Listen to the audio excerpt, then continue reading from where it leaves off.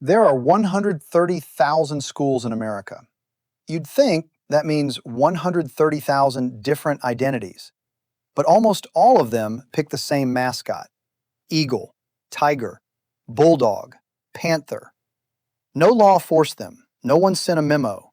Decade after decade, school after school, they all reached into the same box and pulled out the same four animals. That is not a coincidence. That is the system. And once you see how it works, you'll never look at a school logo the same way again. Think about your school mascot for a second. You grew up with it on your gym wall, your jersey, your hoodie. Maybe you cheered for it. Maybe you wore the foam costume in August heat. And your whole life, everyone told you it represented your school, your town, your people. But what nobody ever asked: why that animal? I mean, why only that animal, not other? Like, why not a shark, a wolf, a crocodile? Why, crocodiles haven't changed in 200 million years. They have the strongest bite force of any animal on Earth. No crocodile schools, almost zero. So if it's about being scary, the crocodile should be everywhere. It's not.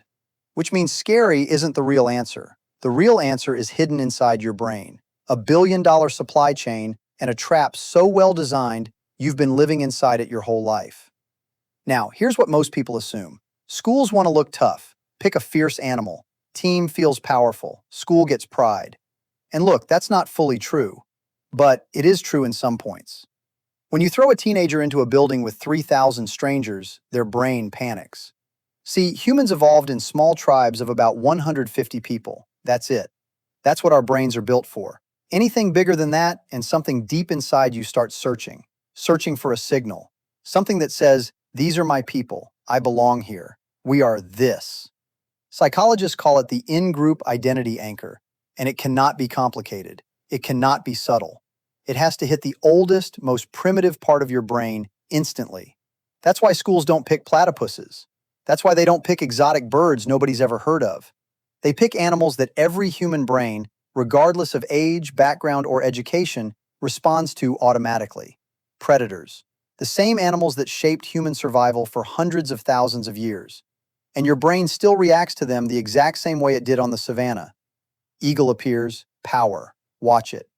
Tiger appears, danger, don't move. Bulldog appears, aggression, back off. Panther, appear, threat. No thinking required. That response is older than language. But here's where it gets strange. Because if schools just wanted to look aggressive, why the same animals? Why not a sharply drawn wolf, a jagged shark? Those are predators too. Right. So there has to be something else. There's a psychological concept called the Kiki effect, first discovered by German psychologist Wolfgang Kohler in 1929. Here's what he found. Round, soft shapes, your brain reads them as safe, weak, non-threatening. Sharp, angular, jagged shapes, your brain reads them as dangerous, fast, aggressive. Now look at any school mascot logo.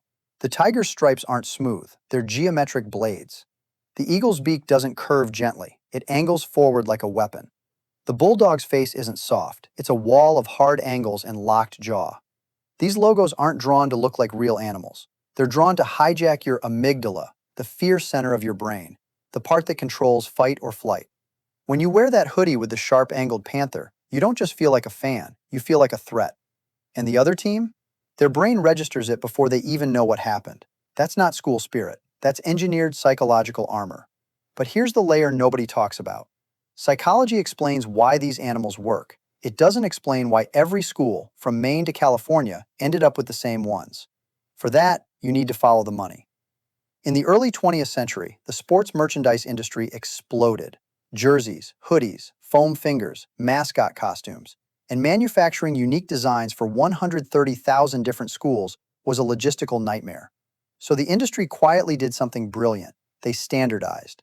Sporting goods companies pushed a small, curated list of approved mascots through their school catalogs: eagle, tiger, bulldog, panther, lion. If your school picked a tiger, the factory already had the mold. They changed the ink from red to blue, slapped it on a jersey, sold the same design to 500 different schools at a 400% markup. Same mold, different ink. And it spread even faster because of something called institutional mimicry. In 1892, Yale University picked the bulldog as their mascot. Within 2 decades, hundreds of schools had copied it. Not because bulldogs are terrifying, because Yale was prestigious. Picking Yale's mascot was borrowing Yale's identity. And slowly, school by school, decade by decade, the same symbol spread across the entire country.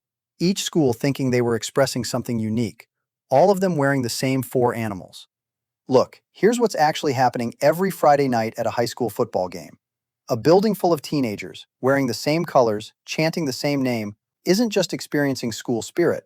They're experiencing one of the oldest psychological systems humans ever built. Every ancient tribe had a totem animal, a symbol that unified the group, that said, "We are this, not them, us." Anthropologists found this on every continent, every culture, thousands of years of human history. The eagle on your jersey is not a sports logo. It's a totem, mass-produced in a factory, engineered with precise angles to trigger your fight or flight response, sold back to you as your unique local identity. That is the trap. You were told the mascot represents you. The truth is, you were designed to represent it, and the mascot is just the beginning. Because the same system that standardized your school's identity, it also standardized your time. If you're interested in this kind of video, subscribe to my channel. I'll see you in the next video. Thanks.